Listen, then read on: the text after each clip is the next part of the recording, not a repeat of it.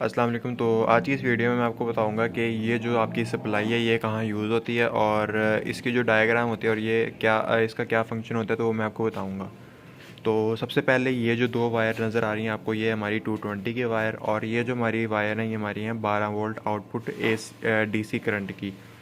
तो ये जो दो वायर्स हैं ये हमारी एसी करंट 220 जो हमारी वापडा आ रही होती है ये उसकी हैं, और ये हमारी हैं 12 वोल्ट जो हमारी लाइट को या फिर किसी भी चीज़ को जो आपने 12 वोल्ट देनी है उसको लगेंगी।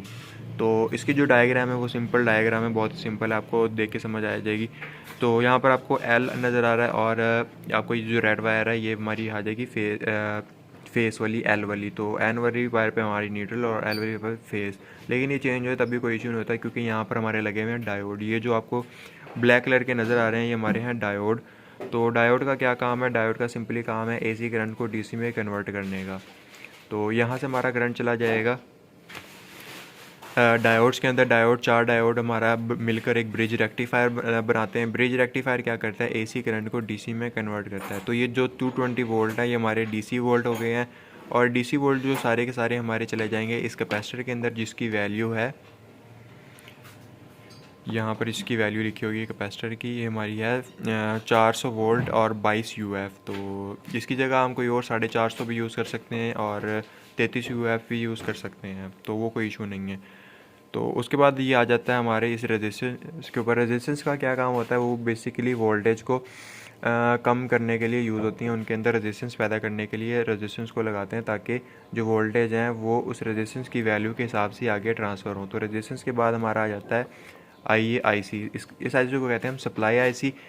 तो इसका नंबर यहाँ से आपको नज़र आ रहा होगा, ये आपको ये इसका नंबर है। तो इसका बेसिकली वर्क क्या होता है? इसका वर्क होता है वोल्टेज को रोक के जितने वोल्टेज चाहिए आगे उतनी वोल्टेज को देने के लिए, और जो चीज़ हमारा सर्किट जिसके लिए बना है उस चीज़ को वर्क करवाने के लिए ये आईसी यूज़ होता है। तो उसके बाद हमारी दूसरी रेजिस्टेंस आ जाती है। वो बेसिकली जो पहले वाली रेजिस्टेंस थी वो थी एसएमडी, और ये हमारी है सिंपल रेजिस्टेंस। तो इस रेजिस्टेंस का क्या काम है? इसके ऊपर जो कलर कोड लिखा हुआ है तो ये भी वही काम करती है, लेकिन इन दोनों की शेप चेंज होती है। तो उसे कहते हैं हम एसएमडी, और इसे हम सिंपल रेजिस्टेंस बोलते हैं। तो उसके बाद हमारे आ जाते हैं छोटे कैपेसिटर।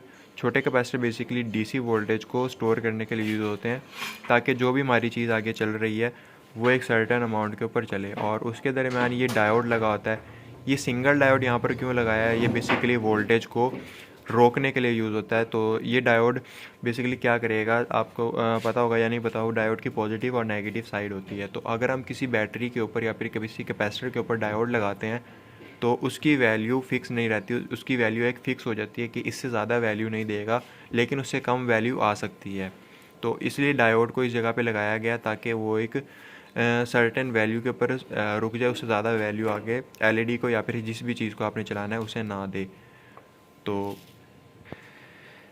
तो उसके बाद हमारी चीज़ आ जाती है, ये हमारी है ट्रांसफार्मर। इसे हम ट्रांसफार्मर कहेंगे। तो इसकी बैक साइड पे आप देख सकते हैं ये इसकी 4 लेग हैं यहाँ पर, और ये हमारा काम करता है वोल्टेज को डाउन करने के लिए। दो तरह के ट्रांसफार्मर होते हैं, आपको पता होगा, स्टेप अप ट्रांसफार्मर और स्टेप डाउन ट्रांसफार्मर। जो स्टेप अप ट्रांसफार्मर होता है हमारा, वो बेसिकली यूज़ होता है हमारा वोल्टेज को बढ़ाने में। उनका साइज़ बहुत ज़्यादा बड़ा होता है। तो यहाँ पर हमारा लगा हुआ है स्टेप डाउन, क्योंकि हमने 220 को करंट को 12 वोल्ट डीसी करंट के अंदर कन्वर्ट करवाना है। तो हमारा लगा हुआ है स्टेप डाउन ट्रांसफार्मर। तो स्टेप डाउन ट्रांसफार्मर क्या करेगा? जो भी जितने भी वोल्टेज आ रहे होंगे उन सारे वोल्टेज को अपने के अंदर स्टोर करके जितने वोल्टेज चाहिए उन वोल्टेज इन कैपेसिटर्स और डायोड को देके आगे इस तार से आउटपुट निकाले। ट्रांसफार्मर इसलिए यूज़ किया गया, इन ऐसी से इसलिए यूज़ नहीं किया गया है क्योंकि जब वोल्टेज बढ़ते हैं या फिर वोल्टेज बहुत कम होते हैं तो ये ट्रांसफार्मर उन्हें मैनेज कर लेता है। लेकिन ये जो आईसी और रेजिस्टेंस है ये उन्हें मैनेज नहीं कर पाती, या तो ये ख़राब हो जाती हैं या तो ये जल जाती हैं। तो ये इसलिए लगाया जाता है हमारा ये ट्रांसफार्मर।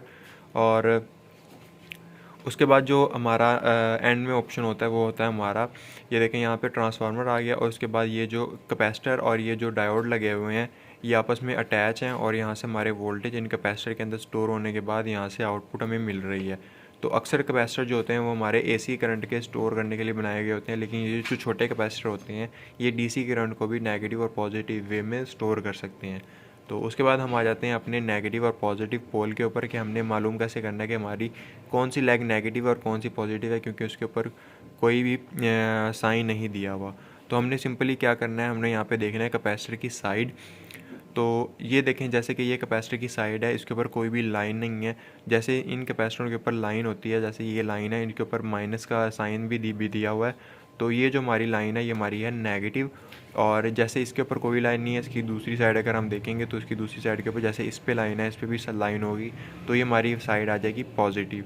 ये हमारी साइड आएगी पॉजिटिव, और जिसके ऊपर लाइन है वो हमारी आएगी नेगेटिव। तो सिंपली क्या होगा, ये वाली जो लेग होगी हमारी, ये वाली आ जाएगी लेग हमारी पॉजिटिव, और ये हमारी जो लेग होगी वो हमारी आएगी नेगेटिव। तो यहाँ से हमने 220 दे के पॉजिटिव और नेगेटिव लेग को निकाल लिया। तो यहाँ पे हमारे आगे 12 वोल्ट डीसी। तो इस तरह से जो सर्किट था ये 12 वोल्ट डीसी करंट को जनरेट करने के लिए यूज़ होता है। तो जहाँ पे भी आपको 12 वोल्ट डीसी करंट चाहिए और 1 से 1.5 एम्पेयर में, तो उस जगह पे आप इस आईसी इस चिपसेट को आप उसे यूज़ कर सकते हैं, इस मॉड्यूल को यूज़ कर सकते हैं। तो ये थी आज की वीडियो, उम्मीद करता हूँ पसंद आई होगी। नेक्स्ट वीडियो में मिलेंगे, तब तक के लिए अपना ख्याल रखिएगा। अल्लाह हाफिज़।